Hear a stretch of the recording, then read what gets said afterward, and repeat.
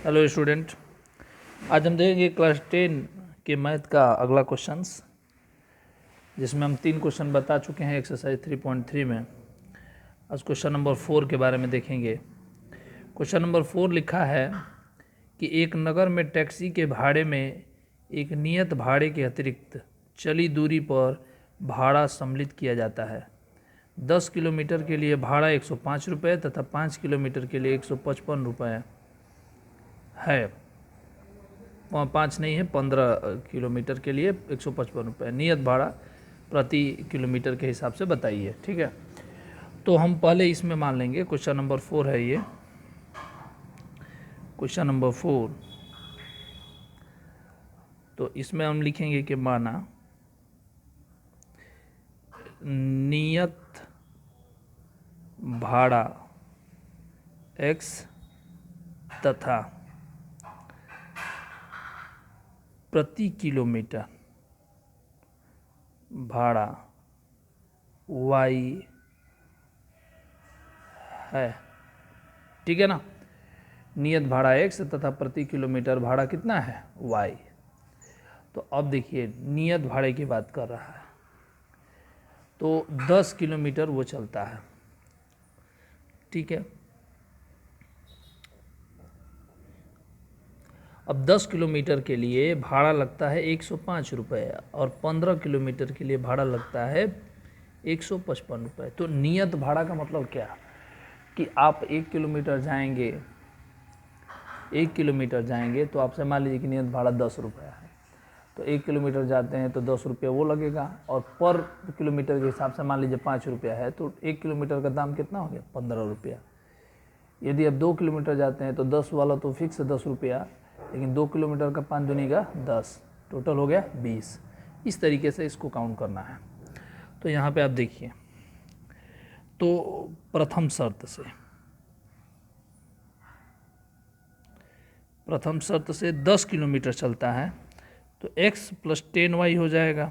x तो नियत भाड़ा तो फिक्स है, और 1 किलोमीटर का 1 y रुपया, तो 10 किलोमीटर का 10 y रुपया, और टोटल मिला के कितना रुपया लगता है 105।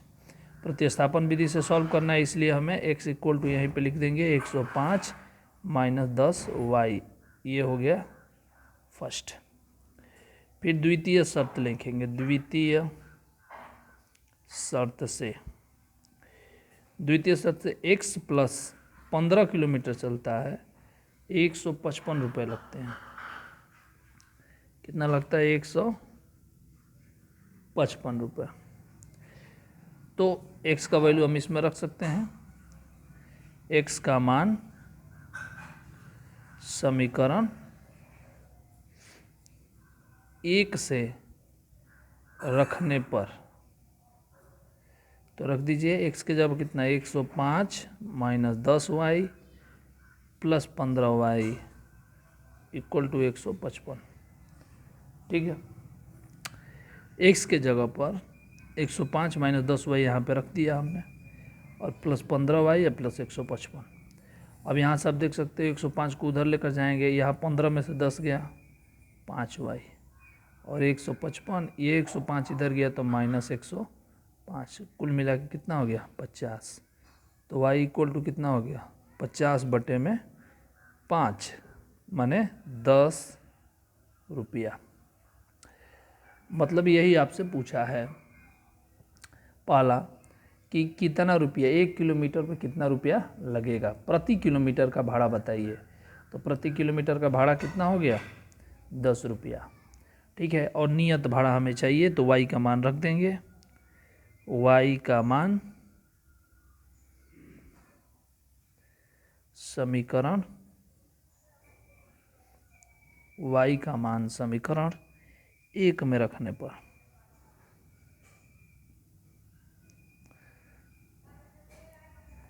रख दीजिए x = 105 - 10y। y का मान कितना है 10, तो 105 - 100, कुल मिला के कितना हो गया 5 रुपये।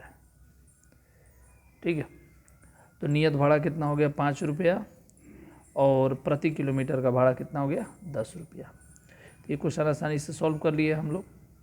अब इसी तरीके से जो बाकी के क्वेश्चन 2 हैं, इसका केवल हम समीकरण बना के छोड़ देंगे और बाकी अब सॉल्व आपको करना है। 5 नंबर क्वेश्चन नंबर 5 कह रहा है कि यदि किसी भिन्न के अंश और हर दोनों में 2 जोड़ दिया जाए तो वो 9/11 हो जाता है, और यदि दोनों में 3 जोड़ दें तो 5/6 हो जाता है। तो भिन्न बताइए। तो भिन्न बताना है, तो भिन्न में आपको मालूम है कि अंश होता है और हर होता है, तो हम लिख लेंगे कि माना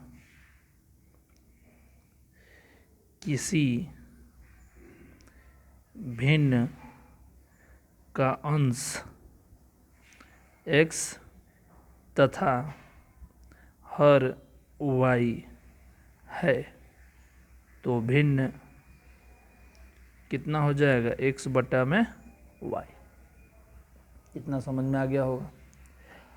अब प्रथम शर्त में क्या बोलता है, प्रथम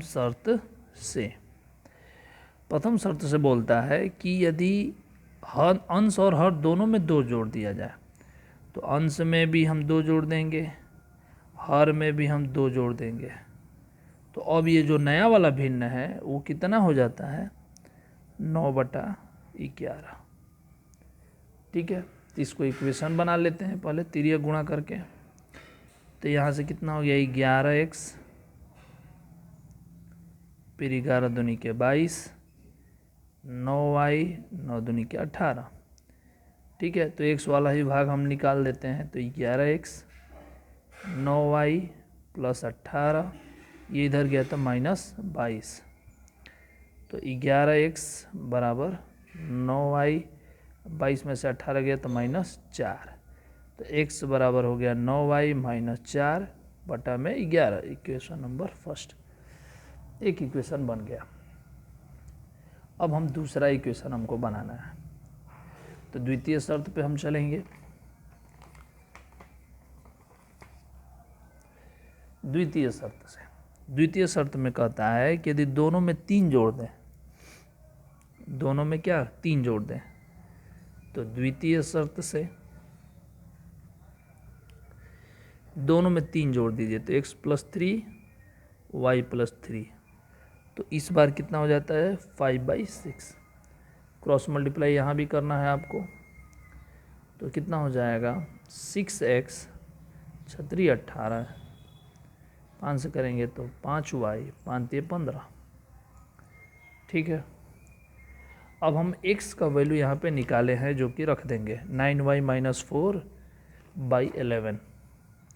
6 तो ठीक ही है, यहाँ पे लिखेंगे 9y - 4/11 प्लस 18 = 5y + 15। ठीक है जी। अब यहाँ से हमें सॉल्व करना है, y का वैल्यू निकालना है।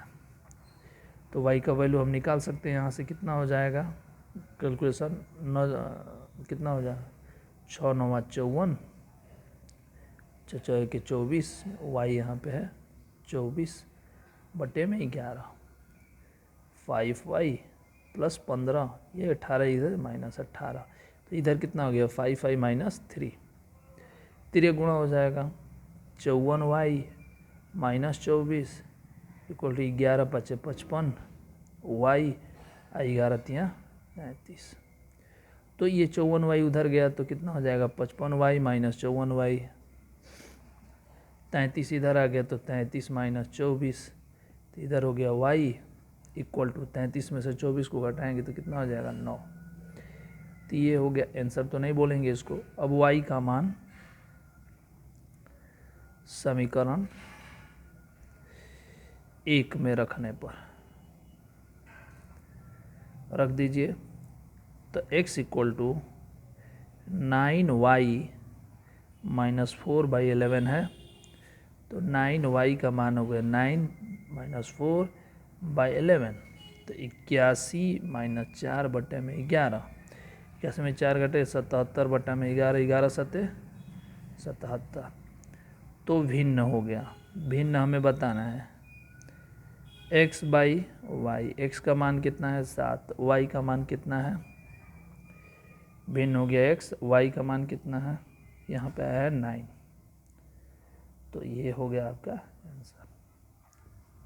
अब हम देखेंगे क्वेश्चन नंबर 6, जिसमें कह रहा है कि 5 वर्ष बाद जैकब की आयु उसके पुत्र की आयु से 3 गुनी हो जाएगी। फिर 5 वर्ष पूर्व जैकब की आयु उसके पुत्र की आयु की 7 गुनी थी, तो उसकी वर्तमान आयु बताइए। तो हम वर्तमान आयु मान लेंगे, माना वर्तमान आयु। तो वर्तमान आयु में जैकब की x और उसकी पुत्र की y मान लेते हैं। ठीक है। अब प्रथम शर्त से थोड़ा शॉर्ट में करेंगे। प्रथम शर्त से कह रहा है कि 5 वर्ष बाद, तो 5 वर्ष बाद इसका उम्र कितना हो जाएगा x+5, इसका उम्र कितना हो जाएगा y+5। तो प्रथम शर्त से कह रहा है कि जैकब की आयु मतलब x+5 उसके पुत्र की आयु से 3 गुनी है। तो 3 गुनी, तो 3 और पुत्र की आयु y+5, इक्वेशन नंबर 1 यहाँ से बना लेंगे। द्वितीय शर्त